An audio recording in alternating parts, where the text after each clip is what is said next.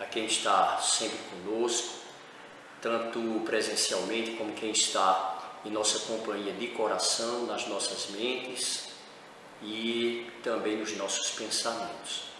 Então, dando um prosseguimento ao programa Papo Fraterno, nós estamos aqui hoje com um prazer muito grande, uma alegria imensa, porque entendemos que necessitamos estar sempre em contato entre todos nós, prosseguindo os nossos estudos, prosseguindo com a divulgação do que vamos aprendendo dentro das nossas observações, das nossas leituras acerca do Evangelho de Nosso Senhor Jesus Cristo. Então, nessa tarde de hoje, tarde agradável, buscamos mais uma vez esse trabalho, né? Parabenizando a iniciativa do Papo Fraterno, do AELMA, da nossa casa, mais de um dia, normalmente ao longo da nossa semana, tirando essa situação de pandemia, e que estamos com grande saudade. Então, para esse papo de hoje, eu escolhi conversar com todos acerca da importância do estudo do culto do Evangelho no lar. Nós normalmente falamos muito sobre isso quando estamos em uma reunião pública, em algum centro espírita, e falamos muito contundentemente acerca da importância do culto do Evangelho no lar. E me parece que, por estarmos fisicamente distantes das nossas casas espíritas, então creio ser interessante agora, até oportuno, que a gente busque enfatizar um pouco isso. Então, o culto do Evangelho no lar, o estudo do Evangelho no lar, é de uma importância tão grande na vida de todos nós, que nós não podemos achar que é uma coisa menor, não podemos negligenciar, né? Então, nós entendemos que é uma maneira a mais que nós temos de trazer a presença de Nosso Senhor Jesus Cristo para a nossa casa em um horário previamente agendado. Veja que coisa interessante, que nós podemos agendar um momento mais solene para que o nosso Senhor Jesus Cristo frequente a nossa casa, além, evidentemente, dos dias regulares da semana, né? Então, o próprio Senhor Jesus, nas suas peregrinações, enquanto ele convivia fisicamente aqui no nosso planeta, ele mesmo dava início a esse culto, esse estudo do Evangelho no lar, né? Então Jesus, normalmente, ao entardecer, quando a noite caía, ele se reunia, né, na casa de Simão Pedro, e ali, reunido com apóstolos, com outras pessoas que o seguiam, né, de uma maneira geral, ele passava uma visão muito interessante acerca dos ensinamentos, das coisas que se ia aprendendo ao longo dos dias, das caminhadas, que não eram poucas, né? Daquilo tudo que se aprendia, daquilo tudo pelo que se passava. Então Jesus colocava aquilo ali de uma maneira sublime, cada ensinamento que ele trazia, ele costumava muito frequentemente contar histórias semelhantes às parábolas, né? Quando sempre havia um ou outro apóstolo, um ou outro seguidor que vinha com aquela dúvida, uma angústia. Muitas vezes algum seguidor trazia uma angústia, que se sentia mal amparado, que se sentia não compreendido e até maltratado pelo povo em geral. E Jesus vinha com aqueles ensinamentos com uma paz muito grande, com autoridade e de uma ternura fantástica, né? Então ele sempre trazia esse tipo de coisa, e aí é dado o início, né, como ensinamento para nós, até porque Jesus sempre ensinava, ensina e continua a ensinar a todos nós através de exemplos, através de fatos na realidade, né? Então, muito interessante. Quando nós pensamos no culto do Evangelho no lar, nós verificamos assim: o que é o lar, o que é a casa, o que é a família. Os espíritos de luz, os espíritos evoluídos nos ensinam que nós não estamos naquela casa à toa, nós não estamos na casa em que estamos por uma coincidência. Nós estamos ali porque é um planejamento muito bem feito para que a gente possa reunir com outras pessoas que nos são caras, pessoas com quem nós necessitamos reatar laços, precisamos corrigir muito de nós mesmos, precisamos resgatar muitos dos nossos erros e estamos ali. Então, a família é a primeira instituição e igreja de que se pode imaginar para nós. Então, é a família que deve ser onde nós devemos trabalhar inicialmente com grande critério, com grande cuidado, com grande amor, com grande trabalho na realidade. Então, o lar, que é muito diferente da casa, né? Porque a casa, todos podemos olhar, abrir a janela e ver casas por todos os lugares, que são as edificações, tijolos, teto, laje, piso muito bonito, jardins. Mas o lar é aquele ambiente onde necessariamente deverá existir compreensão, carinho e grande amor. Então, uma família com uma certa infelicidade, ela pode até existir uma família, pode morar numa bela casa, mas ali pode não haver um lar, não é? Então, o lar, na realidade, vai ser aquele núcleo de amor, de compreensão, de ajuda mútua, de entendimento e de aprendizado dentro e à luz do Evangelho de Jesus. Então, é uma necessidade muito grande que nós temos, não é, na realidade, de trabalhar isso aí, o culto do Evangelho no lar. O Evangelho, a própria palavra Evangelho, que nós vamos verificar nas suas origens, vindo do grego, né? O Evangelho, esse EV, na realidade seria EU, então EO, Evangelion. Então esse EO, que vai significar bom, bondade, né? E Angelion, que vai significar novidade, notícia, tudo isso. Então, que é isso que nós estamos trazendo sempre para dentro do nosso lar. As notícias, as novidades, o aprendizado do bom, daquilo que é bom. Então, bom, bondade, Angelion vai ser, na realidade, as notícias, as novidades. Portanto, a gente costuma dizer em português a boa nova, né, na realidade. Então, é isso aí que a gente precisa buscar sempre, rotineiramente. Emmanuel nos ensina, alguns espíritos que chamamos espíritos de escola, onde a gente pode denominar espíritos como Emmanuel, Joana de Ângeles também, né? Então nos ensinam contundentemente que nós necessitamos disso, é uma necessidade que nós temos, né? Uma necessidade onde a gente vai agendar, organizar o estudo do Evangelho no lar rigorosamente em pelo menos um dia na semana. Há quem faça mais, 2, 3. Eu conheço pessoas que fazem diariamente o estudo do Evangelho no lar, não é? Mas pode ser pelo menos um dia na semana. Esse vai ficar a critério da família, que deve se reunir, deve concordar com o melhor momento que se vai fazer o estudo em casa.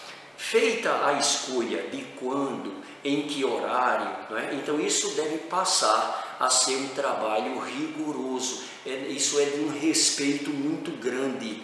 Muitos convidados que nós não conseguimos ver comparecem ao estudo do Evangelho do lar na nossa casa, né? Então nós, uma vez decidido, aquilo deve ser mantido. Nós não podemos, né, receber desculpas aqui e ali e tal, para não fazer ou adiar ou deixar para fazer outro dia, enfim, não podemos fazer isso. A espiritualidade superior, né, ela tem que fazer. Né? Então a espiritualidade superior tem que fazer e ela se compromete, os espíritos de luz se comprometem em vir mediante nosso convite para a nossa casa, participar do estudo do Evangelho do lar e convidando inclusive muitos irmãos nossos desencarnados que têm igual ou mais necessidade de aprendizado do que nós. Então nós estamos ali, não é, recebendo essas visitas e lembrando que o visitante mais ilustre possível ali vai estar presente, que é Jesus, né? Então nós não podemos achar que é algo que eu vou fazer se eu estiver disposto, eu vou fazer se tiver tempo. É algo que deve ser feito com respeito e um critério muito grande, e é uma necessidade que nós temos. Então, como é que a gente vai proceder com o estudo do Evangelho no lar, né? Kardec, perguntado por alguns amigos, alguns companheiros, Kardec diz o seguinte, que não é para ser um ritual, né? As igrejas, muito respeitosamente, elas têm seus rituais. A Igreja Católica tem o ritual da missa, a Igreja Evangélica tem o ritual do seu culto dominical ou em algum outro momento da semana. Há rituais e são todos eles muito respeitáveis, né? Agora, Kardec nos orienta que nós não necessitamos fazer um ritual, né? O que é que nós vamos fazer na realidade? Nós vamos fazer uma reunião respeitosa, mas sem ritos. Então, esta reunião, ela vai ter, segundo orientações de Emmanuel, ela vai ter alguma coisa entre 30, 40, 45 minutos, né? Que já está bom, né? Sempre iniciando no horário de sempre. Se é terça-feira, lá na minha casa, no nosso lar, na nossa casa, nós fazemos às terças-feiras, né? Às 19h30. Então a gente não faz às 19h20, a gente não faz às 19h40, a gente faz nem nas quartas nem no sábado. Nós fazemos às terças-feiras, às 19h30. Por quê?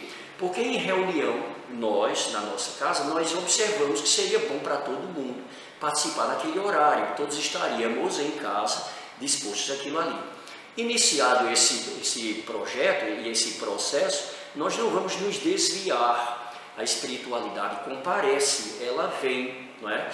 Então, prossegue-se de uma maneira que Emmanuel também, ele vai nos orientar que a gente deve iniciar com uma prece, não é? Uma prece, e esta prece, ela é para que nós possamos nos concentrar, possamos dar as boas-vindas para todos os convidados, aqueles sobretudo os que nós não estamos vendo, mas estão de fato ali, não é?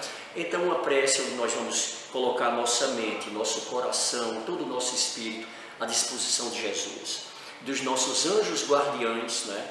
Os nossos espíritos protetores, nossos mentores espirituais que todos temos. Após essa prece, não é recomendado, nós podemos fazer uma leitura de um trecho, de um capítulo, de um livro, por exemplo, como Pão Nosso, o livro Fonte Viva, né? Minutos de Sabedoria, de Pastorino. Então, são leituras muito edificantes para reflexão.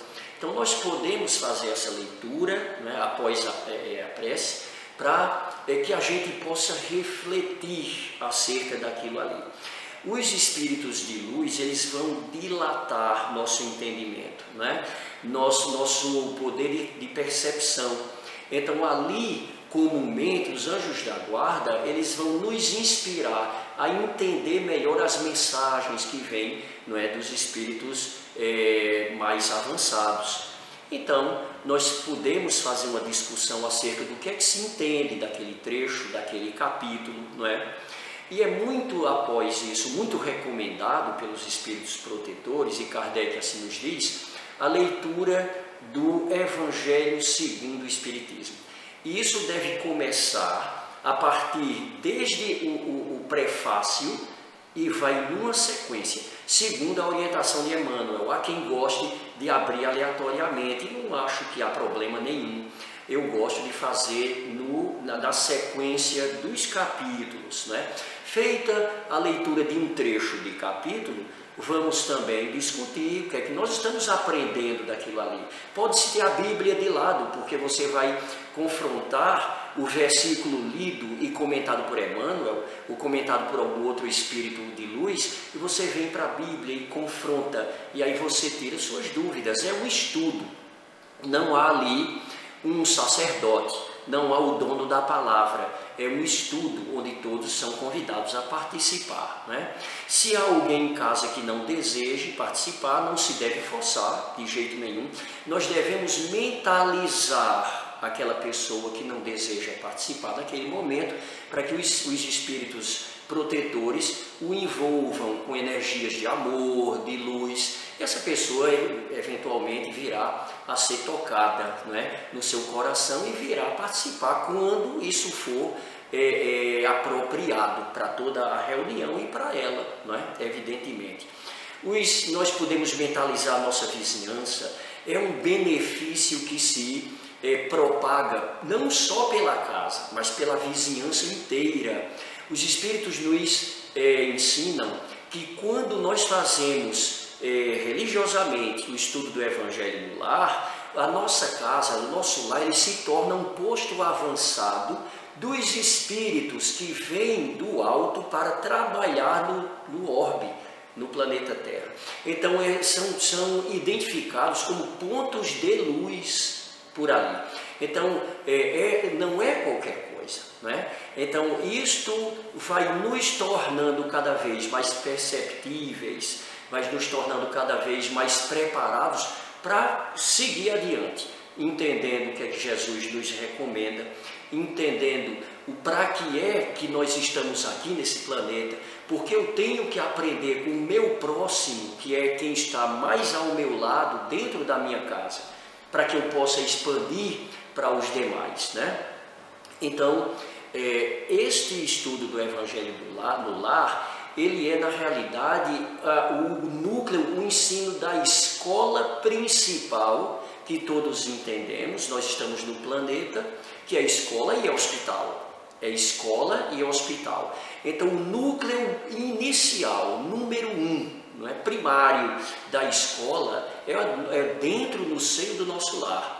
Então, nós aprendemos ouvindo a esposa, o esposo, o filho, a filha, mais alguém da família, sogra, tio, avô, que esteja ali presente. E aquele que não deseja participar, não se sente bem em participar, não deve ser forçado. Mas nós mentalizamos, né, com amor, com o coração voltado para o bem, e os espíritos de luz, os anjos guardiões, seguem até lá e vão convidar através de inspiração mentalmente, né, para que esses nossos irmãos assim venham e trabalhem junto com todos nós, né?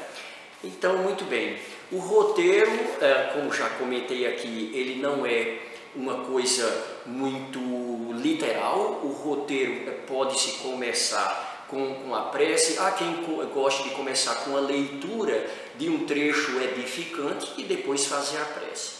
O importante devemos entender que a espiritualidade, ela tem horário, ela tem o que fazer. Também não é interessante se estender por muito tempo, não é? Nós aprendemos através da literatura, das obras de André Luiz, que quando os espíritos de luz nos visitam, até para estudos deles próprios e até para trabalhar em prol de nosso bem-estar, eles têm roteiro, e o roteiro começa aqui, daqui passa-se para aquele lugar, visita-se um centro espírita, daí visita-se a residência de uma família, visita-se aquele ali. Então, o benefício que nós recebemos é enorme, nós nos blindamos contra maldades, pensamentos negativos, há histórias em que se decidiu fazer um mal a uma família, pagou-se para uma pessoa com mediunidade equivocada fazer um trabalho para uma família, para causar alguma coisa negativa para ela, para prejudicá-la. E quando essa pessoa mentalizava os espíritos que trabalhavam junto com ele e chegaram na residência dessa família, não conseguiram fazer nada, não conseguiram fazer porque tiveram que retornar e ele teve que dizer para a pessoa que havia encomendado aquele trabalho que não ia conseguir fazer nada. Era uma família que orava, que vivia na caridade, uma família que fazia o estudo do Evangelho e eles não conseguiam fazer nada. Então, esses são os benefícios, as recomendações que nós devemos ter em mente, não vamos falhar. Essa é uma recomendação dos espíritos para nós que a gente deve aprender. Então é isso, um abraço fraterno a todos e muito obrigado. Pai de infinito amor e de infinita misericórdia, nossa gratidão por estarmos reunidos nessa casa mais uma vez, essa casa que nos acolhe, essa casa de luz, da Tua luz, né? E que possamos hoje apreender todos os ensinamentos que vêm do palestrante para que nos esclareça, pedindo as Suas bênçãos para nós, para aqueles que estão em sofrimento, né, através dessa pandemia. Te pedimos pelos que partiram, enfim, Senhor, por todos nós. Abençoa-nos e ampara-nos, hoje e sempre. Que assim seja.